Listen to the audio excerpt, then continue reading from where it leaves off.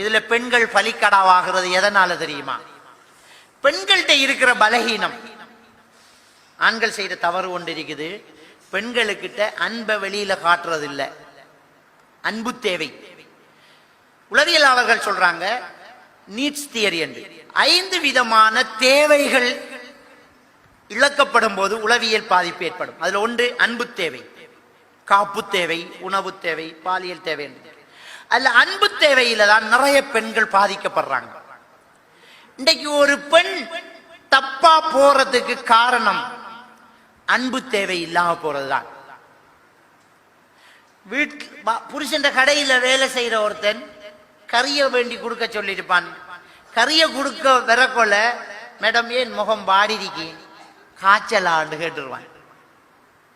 குரல் ஒரு மாதிரியா இருக்கு, சுகம் இல்லையான்னு கேட்டுருவான்.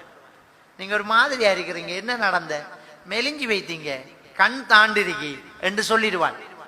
டெலிபோன்ல வார ஒரு ஃப்ரெண்ட் சும்மா என்ன பேசிட்டு இருந்தேன், அவன் ஆபீஸ் விஷயமா பேசி போட்டு ஸ்டாஃப் வைக்கல, உன்னோட வாய்ஸ் ரொம்ப சேஞ்ச் ஆயிருக்கு, சுகம் இல்லையோ என்று கேட்டுருவான். அவ்வளவுதான்.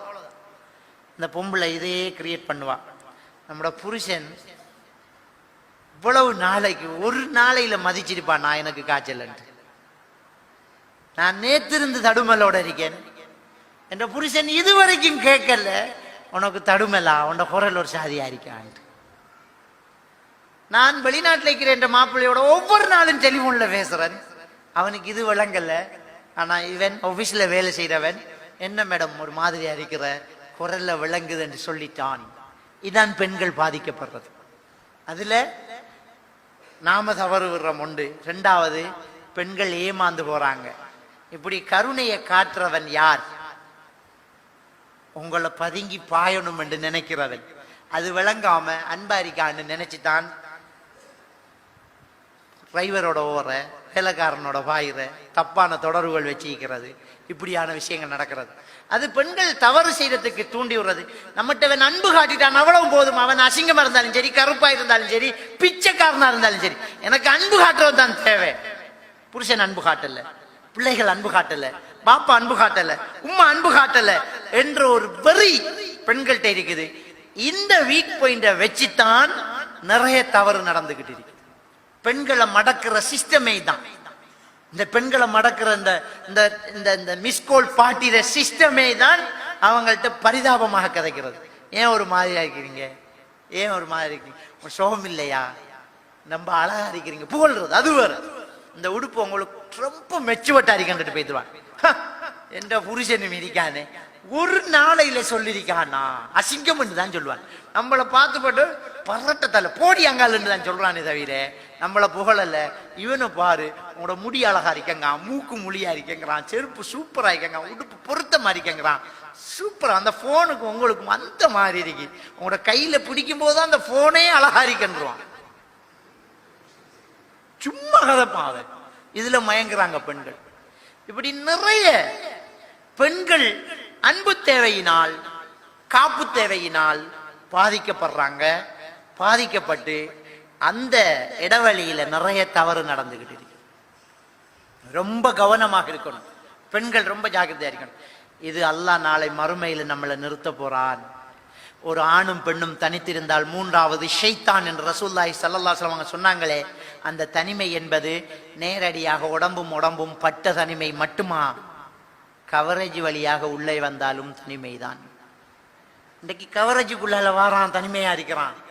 ஃபேஸ்புக்குள்ள ஃப்ரெண்ட்ஸி, ஃபேஸ்புக்குள்ள தலைவன் குரூப், வாட்ஸ்அப்ல குரூப், வைப்பர்ல குரூப், ஃபேஸ்புக்ல ஃப்ரெண்ட், இப்படி வந்து வந்து வந்து வந்து வந்து வந்து அது வேற ஒரு மாயையை உருவாக்குது. விபரீதம் நடந்துகிட்டு இருக்குது, தப்பு நடக்குது.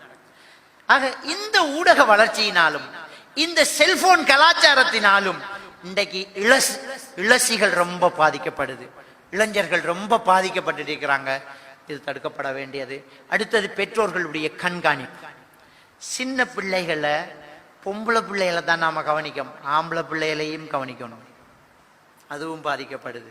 ஆறால ஒரு காலத்துல ஆண் ஆண் என்கிற ஒரு தப்பு நடந்துச்சு, இப்ப அது ரொம்ப குறைவு. காரணம், ஆண் பெண்ணுங்கிற தப்பு நிறைய நடந்துகிட்டு இருக்குது. சின்ன பிள்ளைகளை 10 வயசு 12 வயசு சின்ன ஆம்பளை பிள்ளைகளை நிறைய பெண்கள் தவறாக பயன்படுத்தக்கூடியது இன்னைக்கு ரொம்ப அதிகமா நடந்துகிட்டு இருக்குது.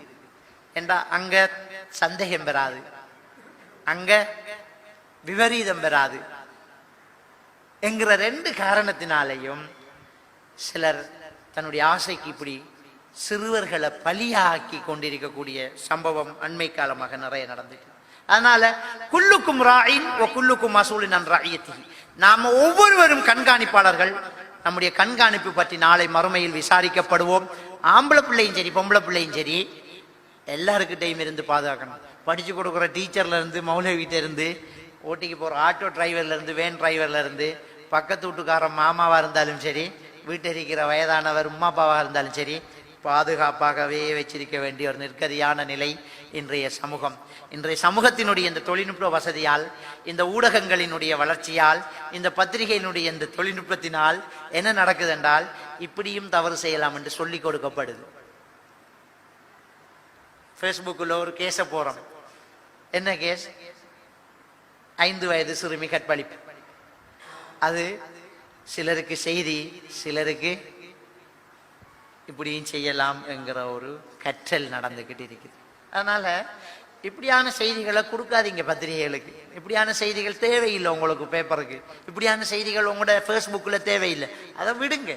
அது ஏன் உங்களுக்கு? அப்ப எடுக்கிறவனுக்கும் எறிகிறவனுக்கும் கல்லு கொடுக்கறதுக்கும் பொல்லு கொடுக்கறதுக்கும் சில ஊடகங்கள் பயன்படுத்தப்படுது. அதனாலதான் நிறைய தெரியுது. இப்படி ஒன்று இருக்க இல்லையோ ஆரம்ப காலத்துல சிறுவர்களிடத்துல நடக்கக்கூடிய இந்த துஷ்பிரயோகம் இருக்கல்ல. ஒன்றை செய்தான் அப்படியும் செய்யலாமா, இன்னொருத்தன் செய்தான், இப்படித்தான் பரவு. அவர் இதை செய்தது எது? ஊடகங்கள். எனவே இந்த ஊடகங்களினூடாக அப்படியும் தவறு நடந்துகிட்டு இருக்குது. நாம ரொம்ப கவனமாக இருக்க வேண்டிய நிலைமை.